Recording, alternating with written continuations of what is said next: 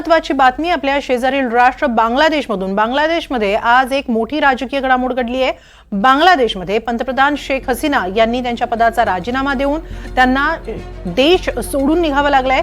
शेख हसीना आणि त्यांची बहीण दिल्लीतल्या वायुसेनेच्या हिंडन विमानतळावर पोहोचल्या आहेत। देशातली परिस्थिती हाताबाहेर गेल्यानं त्यांना हा निर्णय घ्यावा लागलेला आहे। देश सोडण्यापूर्वी त्यांना देशाला संबोधित करायचं होतं, मात्र रेकॉर्डिंग न झाल्यानं त्यांना बांगलादेशवासियांना संबोधित करता आलं नाही। गेल्या काही दिवसांपासून आरक्षणावरून बांगलादेशमध्ये नागरिकांकडून जोरदार आंदोलन सुरू होतं आणि जणू एक प्रकारचं गृहयुद्धच छेडलं गेलं होतं। देशभरात झालेल्या हिंसाचारात 300हून अधिक आंदोलकांचा तर 13 पोलिसांचा मृत्यू झाल्याचंही समजतंय। देशात कर्फ्यू असतानाही मोठ्या संख्येनं आंदोलकांनी बॅरिकेड्स तोडत पंतप्रधान निवासस्थानात धडक दिली। आंदोलकांनी पंतप्रधान शेख हसीनांच्या राजीनाम्याची मागणी लावून धरली होती। मोठ्या संख्येने राजधानी ढाक्यामध्ये जनता रस्त्यावर उतरली होती। शेख हसीना या आपल्या बहिणीसह चॉपरनं सुरक्षित ठिकाणाकडे रवाना झाल्याचं समजतंय। दिल्लीच्या हिंडन एअरबेसवर संध्याकाळी 5:36 त्यांचं चॉपर उतरल्याचंही समजतंय। दरम्यान लष्कराकडूनही एक पत्रकार परिषद घेण्यात आली। आर्मी चीफ जनरल वकार उज नमान यांनी देशातल्या स्थितीबद्दल माहिती दिली। देशातील सर्व सूत्र लष्कर आपल्या हाती घेणार असून प्रथम राष्ट्रपतीकडे जाणार आणि त्यांच्याशी चर्चेअंती पुढील दिशा ठरवणार असल्याचं त्यांनी सांगितलंय। सध्याची देशातली परिस्थिती पाहता लष्कराकडून देशात शांतता प्रस्थापित करण्याला प्राथमिकता असेल आणि अंतरिम सरकार आणण्याचा प्रयत्न असल्याचंही त्यांनी स्पष्ट केलं।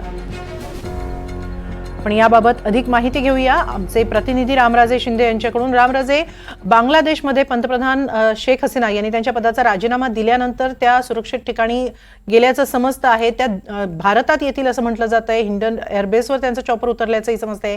काय नेमकं त्यांच्या ठावठिकाण्याबद्दल?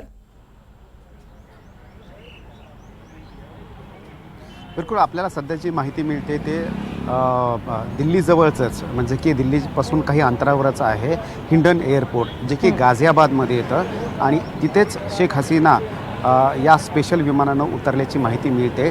परंतु या ठिकाणाहून त्या कुठे जाणार आहेत, त्या दिल्लीतच थांबणार आहेत का, हे मात्र अद्याप कळलेलं नाही आहे। मात्र सूत्रांच्या माहितीनुसार त्या लंडनला जाणार असल्याची माहिती आपल्याला मिळते।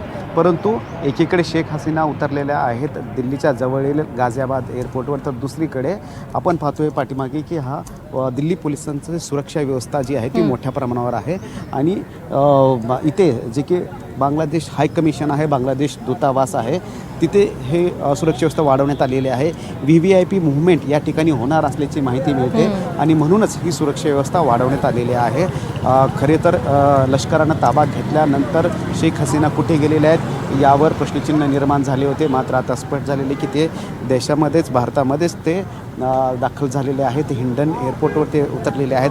परंतु या सगळ्या हिंसाचारामुळं अनेक गोष्टी ज्या आहेत त्या बाधित झालेल्या आहेत। ते म्हणजेच की जे रेल्वे ज्या जाणार रेल्वेवर सुद्धा याचा परिणाम झालेला आहे की ज्या मैत्रीपूर्ण रेल्वे सुरू होत्या की जे भारत आणि ढाकाच्या दरम्यान होत्या, बांगलादेशच्या दरम्यान होत्या, त्या बंद करण्यात आलेल्या आहेत। तिथल्या सर्व अधिकाऱ्यांना सूचित करण्यात आलेलं आहे, भारतीयांना पण सांगण्यात आलेलं आहे की तात्काळ मायदेशी परतावं, तिथं कोणीही थांबवणे अशी परिस्थिती ते निर्माण झालेली आहे।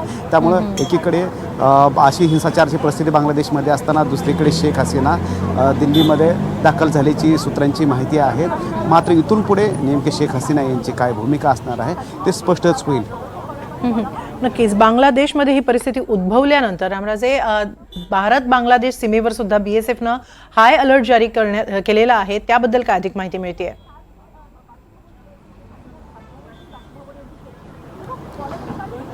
बिलकुल, सीमावर्तीचा जो भाग आहे तिथे हाय अलर्ट जारी करण्यात आलेला आहे। BSFचे DG स्वतः या ठिकाणी गेलेले आहेत आणि BSFचे DG सुद्धा तिथे तळ ठोकून बसलेले आहेत आणि प्रत्येक घटनेवर लक्ष ठेवण्याचं काम सुरू आहे। कारण जेव्हा पण अशा देशामध्ये तख्तापलट होतं किंवा सत्ता जी आहे ती बदलली जाते, तेव्हा सर्वात जास्त टेन्शन जे असतं, तणाव जो असतो तो सीमावर्ती भागामध्ये असतो आणि तिथे कोणतेही घटना घडू नये यासाठी एक्स्ट्रा फोर्स जी आहे ती तैनात केली जाते। त्यामुळं त्या दृष्टीनं सतर्कतेचा इशारा या संपूर्ण पट्ट्यामध्ये सीमा भागामध्ये देण्यात आलेला आहे आणि त्यासाठीच BSFचे DG सुद्धा तिथे गेलेले आहेत। त्यामुळं एकीकडे संरक्षण मंत्री सुद्धा बैठका घेत आहेत आणि दुसरीकडे म्हणजेच की प्राईम मिनिस्टर कार्यालयामधून, पंतप्रधान कार्यालयामधून मॉनिटरिंग पण केलं जात आहे की सीमा या बॉर्डरवर कोणती परिस्थिती आहे, कशा पद्धतीनं परिस्थिती आहे. तर दुसरीकडे परराष्ट्र मंत्रालय सुद्धा बांगलादेशमधून जे भारतीयांना सुखरूप बाहेर काढण्यासाठी सुद्धा प्रयत्नात आहे. नक्कीच भारत सरकारकडून आणखीन काय काय हालचाली सुरू आहेत? जसं तुम्ही सांगितलं, परराष्ट्र मंत्रालयाकडून आता बांगलादेशमध्ये असलेल्या भारतीयांसाठी विशेष प्रयत्न केले जातील. या आधी जेव्हा ही परिस्थिती उद्भवली बांगलादेशमध्ये तेव्हा काही भारतीय विद्यार्थ्यांची सुटका देखील करण्यात आली होती. या व्यतिरिक्त आणखीन काय काय प्रयत्न केले जातील? बिलकुल, खरं तर व्यवसायाच्या निमित्तानं अनेक तिथे भारतीय राहत आहेत. कारण परिस्थितीच अशी निर्माण झालेली आहे की शेख हसीना यांच्या घरातली परिस्थिती आपण पाहतोय. त्यांचा जो महल आहे तिथून हे आंदोलनकर्ते, हे हिंसाचारी घुसलेले आहेत आणि सर्व सामान तिथून चोरी करून गेलेले आहेत. तर तिथला जो बेड होता त्यावर सुद्धा आराम करताना, नाचतानाचे व्हिडिओज आपण पाहायला मिळाले आहेत. जर एखाद्या प्रमुखाच्या घरामधली ही अवस्था असेल तर देशामध्ये किती भयावह परिस्थिती असेल. त्यामुळे विद्यार्थ्यासह जे भारतीय तिथे काम करतात, कामानिमित्त गेलेले आहेत, त्यांना सुद्धा अलर्ट त्याचा इशारा देण्यात आलेला आहे आणि त्यांच्यासाठी सुद्धा हेल्पलाईन जी आहे एक तयार करण्यात आलेली आहे. त्यामुळे त्यांना भारतामध्ये सुखरूप आणण्याचं सुद्धा काम एक प्रकारे सुरू केलेलं आहे.